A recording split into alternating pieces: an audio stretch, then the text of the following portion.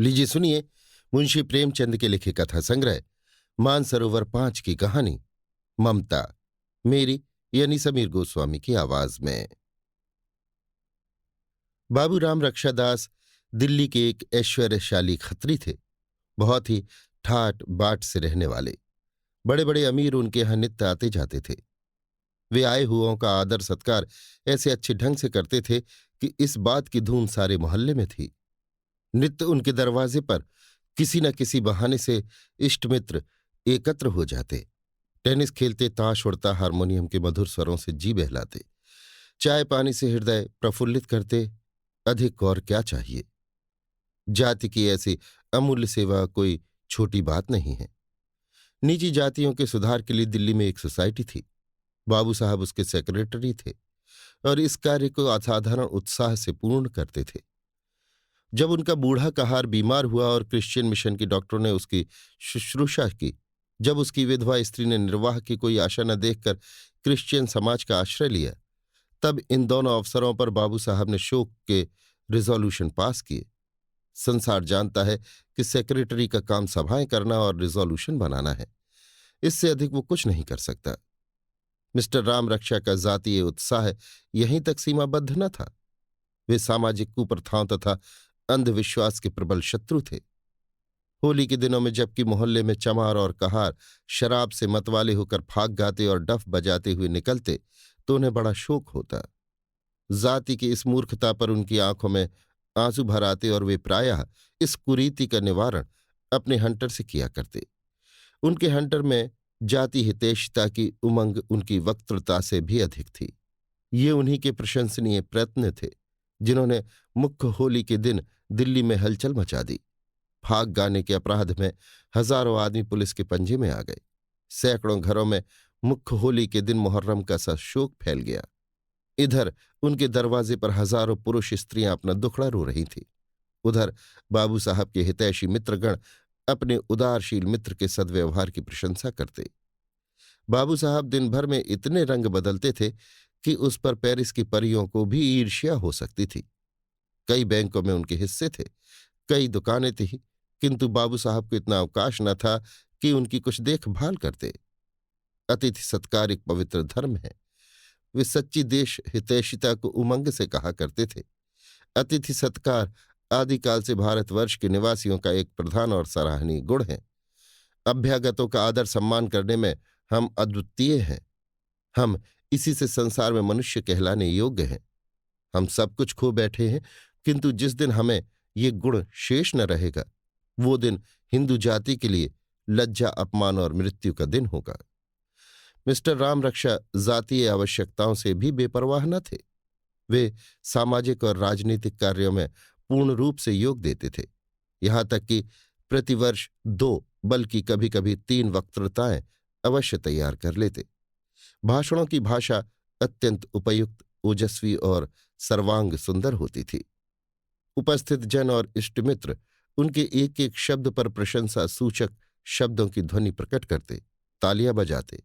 यहां तक कि बाबू साहब को व्याख्यान का क्रम स्थिर रखना कठिन हो जाता। व्याख्यान समाप्त होने पर उनके मित्र उन्हें गोद में उठा लेते और आश्चर्यचकित होकर कहते, तेरी भाषा में जादू है।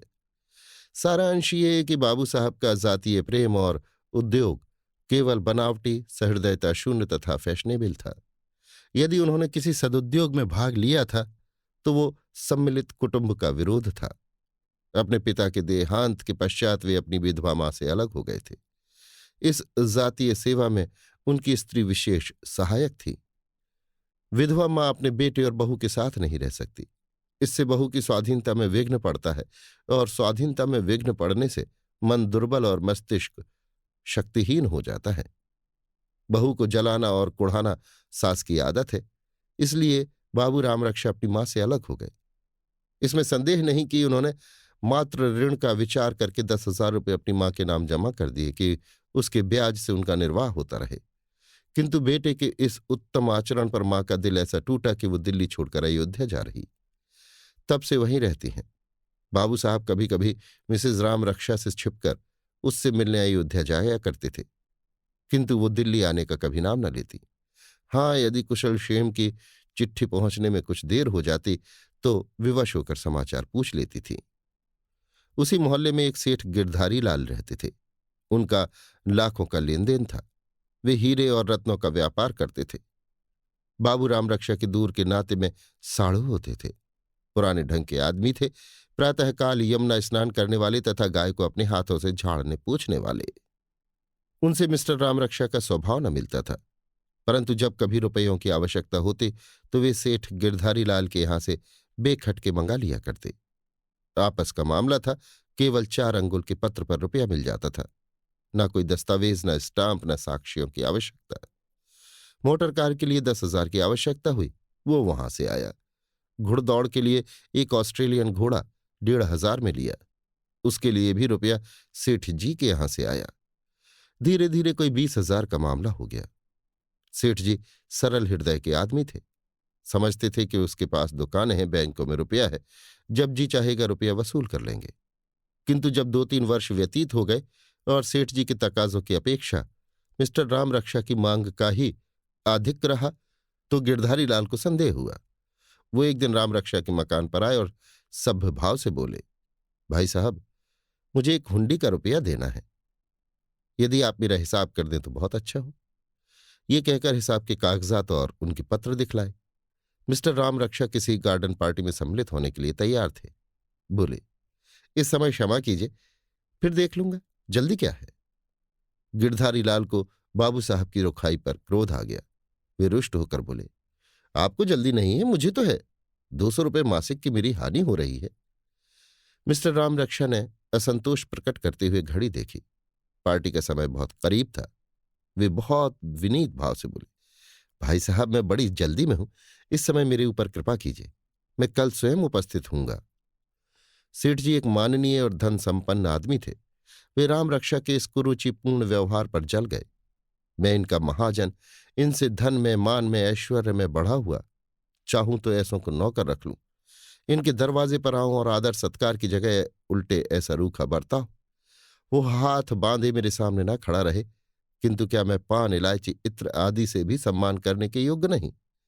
वे तिनक कर बोले, अच्छा तो कल हिसाब साफ हो जाए। राम रक्षा ने अकड़कर उत्तर दिया, हो जाएगा। राम रक्षा के गौरवशाली हृदय पर सेठ जी के इस बर्ताव का प्रभाव कुछ कम खेदजनक न हुआ। इस काठ के कुंदे ने आज मेरी प्रतिष्ठा धूल में मिला दी। वो मेरा अपमान कर गया। अच्छा, तुम भी इसी दिल्ली में रहते हो और हम भी यहीं हैं। निदान दोनों में गांठ पड़ गई। बाबू साहब की तबीयत ऐसी गिरी और हृदय में ऐसी चिंता उत्पन्न हुई कि पार्टी में जाने का ध्यान जाता रहा। वे देर तक किसी उलझन में पड़े रहे। फिर सूट उतार दिया और सेवक से बोले, जा मुनीम जी को बुला ला। मुनीम जी आए। उनका हिसाब देखा गया, फिर बैंकों का अकाउंट देखा, किंतु ज्यों ज्यों इस घाटी में उतरते गए त्यों त्यों अंधेरा बढ़ता गया। बहुत कुछ टटोला, कुछ हाथ न आया। अंत में निराश होकर वे आराम कुर्सी पर पड़ गए और उन्होंने एक ठंडी सांस ले ली। दुकानों का माल बिका, किंतु रुपया बकाया में पड़ा हुआ था। कई ग्राहकों की दुकानें टूट गईं और उन पर जो नकद रुपया बकाया था वो डूब गया। कलकत्ते के आढ़तियों से जो माल मंगाया था, रुपए चुकाने की तिथि सिर पर आ पहुंची और यहां रुपया वसूल न हुआ। दुकानों का ये हाल, बैंकों का इससे भी बुरा। रात भर वे इन्हीं चिंताओं में करवटें बदलते रहे। अब क्या करना चाहिए? गिरधारी लाल सज्जन पुरुष है, यदि सारा कच्चा हाल उनसे सुना दूं तो अवश्य मान जाएगा, किंतु ये कष्टप्रद कार्य होगा कैसे? ज्यों ज्यों प्रातःकाल समीप आता था त्यों त्यों उनका दिल बैठा जाता था। कच्चे विद्यार्थी की जो दशा परीक्षा के सन्निकट आने पर होती है, वही हाल इस समय राम रक्षा का था। वे पलंग से न उठे, मुंह हाथ भी न धोया। खाने की कौन कहे। इतना जानते थे कि दुख पड़ने पर कोई किसी का साथी नहीं होता, इसलिए एक आपत्ति से बचने के लिए कई आपत्तियों का बोझ न उठाना पड़े, मित्रों को इन मामलों की खबर तक न दी। जब दोपहर हो गया और उनकी दशा ज्यों की त्यों रही, तो उनका छोटा लड़का बुलाने आया। उसने बाप का हाथ पकड़कर कहा, लाला जी, आज काने को क्यों नहीं तलते? राम रक्षा, भूख नहीं है। क्या काया है? मन की मिठाई। और क्या काया है? मार। किसने मारा? गिरधारी लाल ने। लड़का रोता हुआ घर में गया और इस मार की चोट से देर तक रोता रहा। अंत में तश्तरी में रखी हुई दूध की मलाई ने उसकी इस चोट पर मरहम का काम किया। रोगी को जब जीने की आशा नहीं रहती तो औषधि छोड़ देता है। मिस्टर राम रक्षा जब इस गुत्थी को न सुलझा सके तो चादर तान ली और मुंह लपेट कर सो रहे। शाम को एकाएक उठकर सेठ जी के यहां पहुंचे और कुछ असावधानी से बोले, महाशय, मैं आपका हिसाब नहीं कर सकता। सेठ जी घबरा कर बोले, क्यों? राम रक्षा, इसलिए कि मैं इस समय दरिद्र निहंग हूं, मेरे पास एक कौड़ी भी नहीं है। आप अपना रुपया जैसे चाहे वसूल कर ले। सेठ, ये आप कैसी बातें कहते हैं? राम रक्षा, बहुत सच्ची। सेठ, दुकानें नहीं हैं? राम रक्षा, दुकानें आप मुफ्त ले जाइए। सेठ, बैंक के हिस्से? राम रक्षा, वो कब के उड़ गए? सेठ, जब ये हाल था तो आपको उचित नहीं था कि मेरे गले पर छुरी फेरते। राम रक्षा, अभिमान से, मैं आपके यहां उपदेश सुनने के लिए नहीं आया हूं। ये कहकर मिस्टर राम रक्षा वहां से चल दिए। सेठ जी ने तुरंत नालिश कर दी। 20,000 मूल, 5,000 ब्याज, डिग्री हो गई। मकान नीलाम पर चढ़ा। 15,000 की जायदाद 5,000 में निकल गई। 10,000 की मोटर 4,000 में बिकी। सारी संपत्ति उड़ जाने पर कुल मिलाकर 16,000 से अधिक रकम न खड़ी हो सकी। सारी गृहस्थी नष्ट हो गई, तब भी 10,000 की ऋणी रह गई। मान बढ़ाई, धन दौलत सब मिट्टी में मिल गए। बहुत तेज दौड़ने वाला मनुष्य प्रायः मुंह के बल गिर पड़ता है। इस घटना के कुछ दिनों पश्चात दिल्ली म्यूनिसिपैलिटी के मेंबरों का चुनाव आरंभ हुआ। इस पद के अभिलाषी वोटरों की पूजाएं करने लगे। दलालों के भाग्य उदय हुए। संपत्तियां मोतियों की तौल बिकने लगीं। उम्मीदवार मेंबरों के सहायक अपने अपने मुवक्किल के गुणगान करने लगे। चारों ओर चहल पहल मच गई। एक वकील महाशय ने भरी सभा में मुवक्किल साहब के विषय में कहा, मैं जिस बुजुर्ग का पैरोकार हूं वो कोई मामूली आदमी नहीं है। ये वो शख्स है जिसने फरजंद अकबर की शादी में 25,000 रुपया सिर्फ रक्स व सरूर में सर्फ कर दिया था। उपस्थित जनों में प्रशंसा की उच्च ध्वनि हुई। एक दूसरे महाशय ने अपने मुहाल के वोटरों के सम्मुख मुवक्किल की प्रशंसा यों की, मैं ये नहीं कह सकता कि आप सेठ गिरधारी लाल को अपना मेंबर बनाइए। आप अपना भला बुरा स्वयं समझते हैं और ये भी नहीं कि सेठ जी मेरे द्वारा अपनी प्रशंसा के भूखे हों। मेरा निवेदन केवल यही है कि आप जिसे मेंबर बनाएं, पहले उसके गुण दोषों का भली भांति परिचय ले लें। दिल्ली में केवल एक मनुष्य है जो गत 10 वर्षों से आपकी सेवा कर रहा है। केवल एक आदमी है जिसने पानी पहुंचाने और स्वच्छता प्रबंधों में हार्दिक धर्म भाव से सहायता दी है। केवल एक पुरुष है जिसको श्रीमान वायसराय के दरबार में कुर्सी पर बैठने का अधिकार प्राप्त है, और आप सब महाशय उसे जानते हैं। उपस्थित जनों ने तालियां बजाई। सेठ गिरधारी लाल के मोहल्ले में उनके एक प्रतिवादी थे। नाम था मुंशी फैजुल रहमान खां। बड़े जमींदार और प्रसिद्ध वकील थे। बाबू राम रक्षा ने अपनी दृढ़ता, साहस, बुद्धिमत्ता और मृदु भाषण से मुंशी जी साहब की सेवा करनी आरंभ की। सेठ जी को परास्त करने का ये अपूर्व अवसर हाथ आया। वे रात और दिन इसी धुन में लगे रहते। उनकी मीठी और रोचक बातों का प्रभाव उपस्थित जनों पर बहुत ही अच्छा पड़ता। एक बार आपने असाधारण श्रद्धा उमंग में आकर कहा, मैं डंक की चोट पर कहता हूं कि मुंशी फैजुल रहमान से अधिक योग्य आदमी आपको दिल्ली में न मिल सकेगा। ये वो आदमी है जिसकी गजलों पर कविजनों में वाह वाह मच जाती है। ऐसे श्रेष्ठ आदमी की सहायता करना मैं अपना जातीय और सामाजिक धर्म समझता हूं। अत्यंत शोक का विषय है कि बहुत से लोग इस जातीय और पवित्र काम को व्यक्तिगत लाभ का साधन बनाते हैं। धन और वस्तु है, श्रीमान वायसराय के दरबार में प्रतिष्ठित होना और वस्तु, किंतु सामाजिक सेवा, जातीय चाकरी और ही चीज है। वो मनुष्य जिसका जीवन ब्याज प्राप्ति, बेईमानी, कठोरता तथा निर्दयता और सुख विलास में व्यतीत होता हो, वो इस सेवा के योग्य कदापि नहीं है। सेठ गिरधारी लाल इस अन्योक्तिपूर्ण भाषण का हाल सुनकर क्रोध से आग हो गए। मैं बेईमान हूं, ब्याज का धन खाने वाला हूं, विषयी हूं। कुशल हुई जो तुमने मेरा नाम नहीं लिया, किंतु अब भी तुम मेरे हाथ में हो। मैं अब भी तुम्हें जिस तरह चाहूं नचा सकता हूं। खुशामदियों ने आग पर तेल डाला। इधर राम रक्षा अपने काम में तत्पर रहे, यहां तक कि वोटिंग डे आ पहुंचा। मिस्टर राम रक्षा को उद्योग में बहुत कुछ सफलता प्राप्त हुई थी। आज वे बहुत प्रसन्न थे। आज गिरधारी लाल को नीचा दिखाऊंगा। आज उसको जान पड़ेगा कि धन संसार के सब पदार्थों को इकट्ठा नहीं कर सकता। जिस समय फैजुल रहमान के वोट अधिक निकलेंगे और मैं तालियां बजाऊंगा, उस समय गिरधारी लाल का चेहरा देखने योग्य होगा। मुंह का रंग बदल जाएगा, हवाइयां उड़ने लगेंगी, आंखें न मिला सकेगा, शायद फिर मुझे मुंह न दिखा सके। इन्हीं विचारों में मग्न राम रक्षा शाम को टाउन हॉल में पहुंचे। उपस्थित सभ्यों ने बड़ी उमंग के साथ उनका स्वागत किया। थोड़ी देर बाद वोटिंग आरंभ हुआ। मेंबरी मिलने की आशा रखने वाले महानुभाव अपने अपने भाग्य का अंतिम फल सुनने के लिए आतुर हो रहे थे। 6 बजे चेयरमैन ने फैसला सुनाया। सेठ जी की हार हो गई। फैजुल रहमान ने मैदान मार लिया।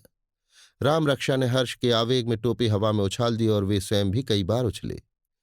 मोहल्ले वालों को अचंभा हुआ। चांदनी चौक से सेठ जी को हटाना मेरू को स्थान से उखाड़ना था। सेठ जी के चेहरे से राम रक्षा को जितनी आशाएं थी वे सब पूरी हो गईं। उनका रंग फीका पड़ गया। वे खेद और लज्जा की मूर्ति बने हुए थे। एक वकील साहब ने उनसे सहानुभूति प्रकट करते हुए कहा, सेठ जी, मुझे आपकी हार का बहुत बड़ा शोक है। मैं जानता कि खुशी के बदले रंज होगा तो कभी यहां ना आता। मैं तो केवल आपके ख्याल से यहां आया था। सेठ जी ने बहुत रोकना चाहा, परंतु आंखों में आंसू डबडबा ही गए। वे निष्प्रह बनने का व्यर्थ प्रयत्न करके बोले, वकील साहब, मुझे इसकी कुछ चिंता नहीं। कौन रियासत निकल गई, व्यर्थ उलझन, चिंता तथा झंझट रहती थी। चलो अच्छा हुआ गला छूटा, अपने काम में हरज होता था। सत्य कहता हूं, मुझे तो हृदय से प्रसन्नता ही हुई। ये काम तो बेकाम वालों के लिए है। घर न बैठे रहे, यही बेकार की। मेरी मूर्खता थी कि मैं इतने दिनों तक आंखें बंद किए बैठा रहा। परंतु सेठ जी की मुखाकृति ने इन विचारों का प्रमाण न दिया। मुखमंडल हृदय का दर्पण है, इसका निश्चय अलबत्ता हो गया। किंतु बाबू राम रक्षा बहुत देर तक इस आनंद का मजा न लूटने पाए और न सेठ जी को बदला लेने के लिए बहुत देर तक प्रतीक्षा करनी पड़ी। सभा विसर्जित होते ही जब बाबू राम रक्षा सफलता की उमंग में ऐंठते, मूछ पर ताव देते और चारों ओर गर्व की दृष्टि डालते हुए बाहर आए तो दीवानी के 3 सिपाहियों ने आगे बढ़कर उन्हें गिरफ्तारी का वारंट दिखा दिया। अब की बाबू राम रक्षा के चेहरे का रंग उतर जाने की और सेठ जी के इस मनोवांछित दृश्य से आनंद उठाने की बारी थी। गिरधारी लाल ने आनंद की उमंग में तालियां तो न बजाईं, परंतु मुस्कुराकर मुंह फेर लिया। रंग में भंग पड़ गया। आज इस विषय के उपलक्ष्य में मुंशी फैजुल रहमान ने पहले ही से एक बड़े समारोह के साथ गार्डन पार्टी की तैयारियां की थी। मिस्टर राम रक्षा इसके प्रबंध करता थे। आज की आफ्टर डिनर स्पीच उन्होंने बड़े परिश्रम से तैयार की थी, किंतु इस वारंट ने सारी कामनाओं का सत्यानाश कर दिया। यों तो बाबू साहब के मित्रों में ऐसा कोई भी न था जो 10,000 रुपये की जमानत दे देता। अदा कर देने का तो जिक्र ही क्या। किंतु कदाचित ऐसा होता भी तो सेठ जी अपने को भाग्यहीन समझते। 10,000 रुपया और म्यूनिसिपैलिटी की प्रतिष्ठित मेंबरी खोकर उन्हें इस समय ये हर्ष प्राप्त हुआ था। मिस्टर राम रक्षा के घर पर ज्यों ही ये खबर पहुंची, कोहराम मच गया। उनकी स्त्री पछाड़ खाकर पृथ्वी पर गिर पड़ी। जब कुछ होश में आई तो रोने लगी, और रोने से छुट्टी मिली तो उसने गिरधारी लाल को कोसना आरंभ किया। देवी देवता मनाने लगी। उन्हें रिश्वतें देने पर तैयार हुई कि वे गिरधारी लाल को किसी प्रकार निगल जाएं। इस बड़े भारी काम में वो गंगा और यमुना से सहायता मांग रही थी। प्लेग और विसूचिका की खुशामदें कर रही थी कि ये दोनों मिलकर इस गिरधारी लाल को हड़प ले जाएं। किंतु गिरधारी का कोई दोष नहीं, दोष तुम्हारा है। बहुत अच्छा हुआ, तुम इस पूजा के देवता थे। क्या अब दावतें न खिलाओगे? मैंने तुम्हें कितना समझाया, रोई, रूठी, बिगड़ी, किंतु तुमने एक न सुनी। गिरधारी लाल ने बहुत अच्छा किया, तुम्हें शिक्षा तो मिल गई, किंतु तुम्हारा भी दोष नहीं। ये सब आग मैंने लगाई है। मखमली स्लीपरों के बिना मेरे पांव नहीं उठते थे। बिना जड़ाऊ कड़ों के मुझे नींद न आती थी। सेज गाड़ी मेरे ही लिए मंगवाई गई। अंग्रेजी पढ़ने के लिए मेम साहबा को मैंने ही रखा। ये सब कांटे मैंने ही बोए हैं। मिसेज राम रक्षा बहुत देर तक इन विचारों में डूबी रहीं। जब रात भर करवटें बदलने के बाद वो सवेरे उठी तो उसके विचार चारों ओर से ठोकरें खाकर केवल एक केंद्र पर जम गए। गिरधारी लाल बड़ा बदमाश और घमंडी है। मेरा सब कुछ लेकर भी उसे संतोष नहीं हुआ। इतना भी इस निर्दयी कसाई से न देखा गया। भिन्न भिन्न प्रकार के विचारों ने मिलकर एक रूप धारण किया और क्रोधाग्नि को दहका कर प्रबल कर दिया। ज्वालामुखी शीशे में जब सूर्य की किरणें एक होती हैं तब अग्नि प्रकट हो जाती है। इस स्त्री के हृदय में रह रहकर क्रोध की एक असाधारण लहर उत्पन्न होती थी। बच्चे ने मिठाई के लिए हठ किया, इस पर बरस पड़ी। मेहरी ने चौका बर्तन करके चूल्हे में आग जला दी, उसके पीछे पड़ गई। मैं तो अपने दुखों को रो रही हूं, इस चुड़ैल को रोटियों की धुन सवार है। निदान 9 बजे उससे ना रहा गया। उसने ये पत्र लिखकर अपने हृदय की ज्वाला ठंडी की। सेठ जी, तुम्हें अब अपने धन के घमंड ने अंधा कर दिया है, किंतु किसी का घमंड इसी तरह सदा नहीं रह सकता। कभी न कभी सिर अवश्य नीचा होता है। अफसोस कि कल शाम को जब तुमने मेरे प्यारे पति को पकड़वाया है, मैं वहां मौजूद न थी, नहीं तो अपना और तुम्हारा रक्त एक कर देती। तुम धन के मद में भूले हुए हो, मैं उसी दम तुम्हारा नशा उतार देती। एक स्त्री के हाथों अपमानित होकर तुम फिर किसी को मुंह दिखाने लायक न रहते। अच्छा, इसका बदला तुम्हें किसी न किसी तरह जरूर मिल जाएगा। मेरा कलेजा उस दिन ठंडा होगा जब तुम निर्वंश हो जाओगे और तुम्हारे कुल का नाम मिट जाएगा। सेठ जी पर यह फटकार पड़ी तो वे क्रोध से आग हो गए। यद्यपि शुद्र हृदय के मनुष्य न थे, परंतु क्रोध के आवेग में सौजन्य का चिन्ह भी शेष नहीं रहता। ये ध्यान न रहा कि ये एक दुखनी की क्रंदन ध्वनि है, एक सताई स्त्री की मानसिक दुर्बलता का विकार है। उसकी धनहीनता और विवशता पर उन्हें तनिक भी दया न आई। वे मरे हुए को मारने का उपाय सोचने लगे। इसके तीसरे दिन सेठ गिरधारी लाल पूजा के आसन पर बैठे हुए थे। मेहरी ने आकर कहा, सरकार कोई स्त्री आपसे मिलने आई है। सेठ जी ने पूछा, कौन स्त्री है? मेहरी ने कहा, सरकार मुझे क्या मालूम, लेकिन है कोई भली मानुष। रेशमी साड़ी पहने हुए है, हाथ में सोने के कड़े हैं, पैरों में टाट के स्लीपर है, बड़े घर की स्त्री जान पड़ती है। यह साधारणतः सेठ जी पूजा के समय किसी से नहीं मिलते थे, चाहे कैसा ही आवश्यक काम क्यों न हो। ईश्वर उपासना में सामाजिक बाधाओं को घुसने नहीं देते थे। किंतु ऐसी दशा में जबकि बड़े घर की स्त्री मिलने के लिए आए तो थोड़ी देर के लिए पूजा में विलंब करना निंदनीय नहीं कहा जा सकता। ऐसा विचार करके वे नौकर से बोले, उन्हें बुला लाओ। जब वो स्त्री आई तो सेठ जी स्वागत के लिए उठकर खड़े हो गए। तत्पश्चात अत्यंत कोमल वचनों से कारुणिक शब्दों में बोले, माता, कहाँ से आना हुआ? और जब ये उत्तर मिला कि वो अयोध्या से आई है तो आपने उसे फिर से दंडवत किया और चीनी तथा मिश्री से भी अधिक मधुर और नवनीत से भी अधिक चिकने शब्दों में कहा, अच्छा, आप श्री अयोध्या जी से आ रही हैं। उस नगरी का क्या कहना, देवताओं की पुरी है। बड़े भाग्य थे कि आपके दर्शन हुए। यहां आपका आगमन कैसे हुआ? स्त्री ने उत्तर दिया, घर तो मेरा यही है। सेठ जी का मुख पुनः मधुरता का चित्र बना। वे बोले, अच्छा, तो मकान आपका इसी शहर में है? तो आपने माया जंजाल को त्याग दिया? ये तो मैं पहले ही समझ गया था। ऐसी पवित्र आत्माएं संसार में बहुत थोड़ी हैं। ऐसी देवियों के दर्शन दुर्लभ होते हैं। आपने मुझे दर्शन दिया, बड़ी कृपा की। मैं इस योग्य नहीं जो आप जैसी विदुषियों की कुछ सेवा कर सकूं, किंतु जो काम मेरे योग्य हो, जो कुछ मेरे की हो सकता हो, उसके करने के लिए मैं सब भांति तैयार हूं। यहां सेठ साहूकारों ने मुझे बहुत बदनाम कर रखा है। मैं सबकी आंखों में खटकता हूं। उसका कारण सिवाय इसके और कुछ नहीं कि जहां वे लोग लाभ पर ध्यान रखते हैं, वहां मैं भलाई पर ध्यान रखता हूं। यदि कोई बड़ी अवस्था का वृद्ध मनुष्य मुझसे कुछ कहने सुनने के लिए आता है तो विश्वास मानो, मुझसे उसका वचन टाला नहीं जाता। कुछ बुढ़ापे का विचार, कुछ उसके दिल टूट जाने का डर, कुछ ये ख्याल कि कहीं ये विश्वासघातियों के फंदे में न फंस जाए, मुझे उसकी इच्छाओं की पूर्ति के लिए विवश कर देता है। मेरा ये सिद्धांत है कि अच्छी जायदाद और कम ब्याज, किंतु इस प्रकार की बातें आपके सामने करना व्यर्थ है। आपसे तो घर का मामला है। मेरे योग्य जो कुछ काम हो उसके लिए मैं सिर आंखों से तैयार हूं। वृद्ध स्त्री, मेरा काम आप ही से हो सकता है। सेठ जी प्रसन्न होकर, बहुत अच्छा, आज्ञा दो। स्त्री, मैं आपके सामने भिखारिनी बनकर आई हूं। आपको छोड़कर कोई मेरा सवाल पूरा नहीं कर सकता। सेठ जी, कहिए कहिए। स्त्री, आप राम रक्षा को छोड़ दीजिए। सेठ जी के मुख का रंग उतर गया। सारे हवाई किले जो अभी अभी तैयार हुए थे गिर पड़े। वे बोले, उसने मेरी बहुत हानि की है, उसका घमंड तोड़ डालूंगा, तब छोड़ूंगा। स्त्री, तो क्या कुछ मेरे बुढ़ापे का, मेरे हाथ फैलाने का, कुछ अपनी बड़ाई का विचार न करोगे? बेटा, ममता बुरी होती है। संसार से नाता टूट जाए, धन जाए, धर्म जाए, किंतु लड़के का स्नेह हृदय से नहीं जाता। संतोष सब कुछ कर सकता है, किंतु बेटे का प्रेम मां के हृदय से नहीं निकाल सकता।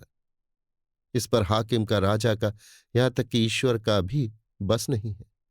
तुम मुझ पर तरस खाओ, मेरे लड़के की जान छोड़ दो, तुम्हें बड़ा यश मिलेगा।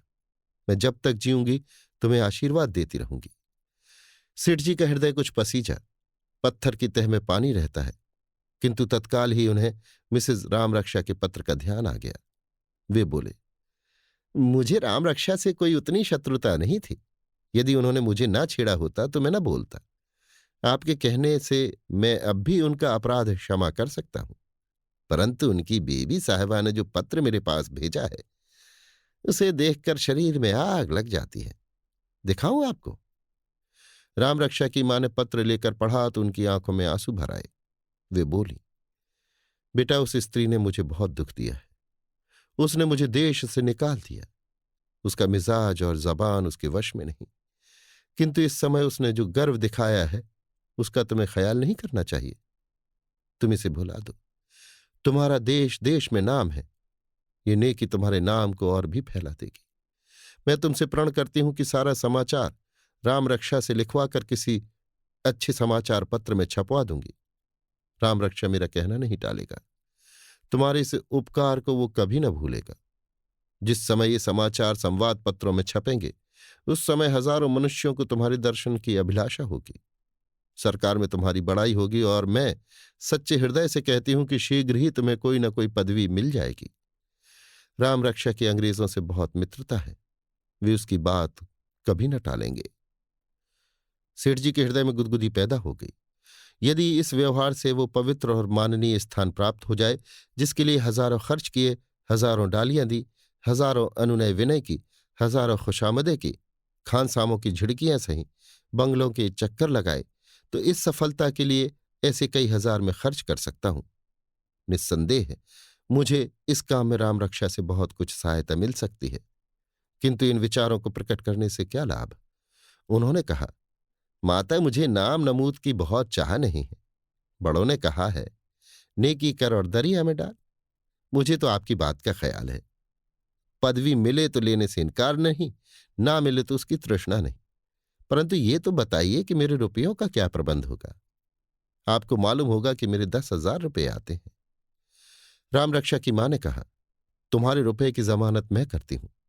ये देखो, बंगाल बैंक की पासबुक है, उसमें मेरा 10,000 रुपया जमा है।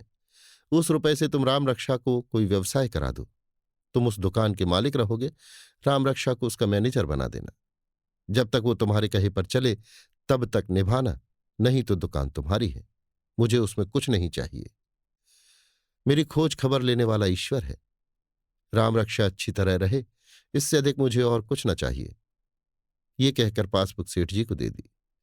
मां के इस अथाह प्रेम ने सेठ जी को विह्वल कर दिया। पानी उबल पड़ा और पत्थर उसके नीचे ढक गया।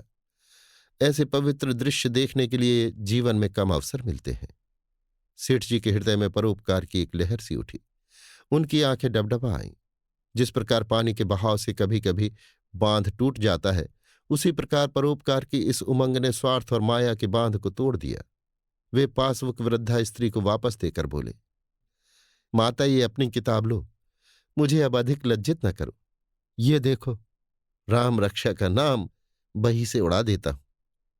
मुझे कुछ नहीं चाहिए, मैंने अपना सब कुछ पा लिया। आज तुम्हारा राम रक्षा तुमको मिल जाएगा। इस घटना के 2 वर्ष उपरांत टाउन हॉल में फिर एक बड़ा जलसा हुआ। बैंड बज रहा था, झंडियां और ध्वजाएं वायुमंडल में लहरा रही थीं। नगर के सभी माननीय पुरुष उपस्थित थे। लेडी फिटन और मोटरों से हाथा भरा हुआ था। यकायक मुश्किल घोड़े की एक फिटन ने हाथे में प्रवेश किया। सेठ गिरधारी लाल बहुमूल्य वस्त्रों से सजे हुए उसमें से उतरे। उनके साथ एक फैशनेबल नवयुवक अंग्रेजी सूट पहने मुस्कुराता हुआ उतरा। ये मिस्टर रामरक्षा थे। वे अब सेठ जी की एक खास दुकान के मैनेजर हैं। केवल मैनेजर ही नहीं, किंतु उन्हें मैनेजिंग प्रोप्राइटर समझना चाहिए। दिल्ली दरबार में सेठ जी को भी राय बहादुर का पद मिला है। आज डिस्ट्रिक्ट मजिस्ट्रेट नियमानुसार इसकी घोषणा करेंगे और नगर के माननीय पुरुषों की ओर से सेठ जी को धन्यवाद देने के लिए बैठक हुई है।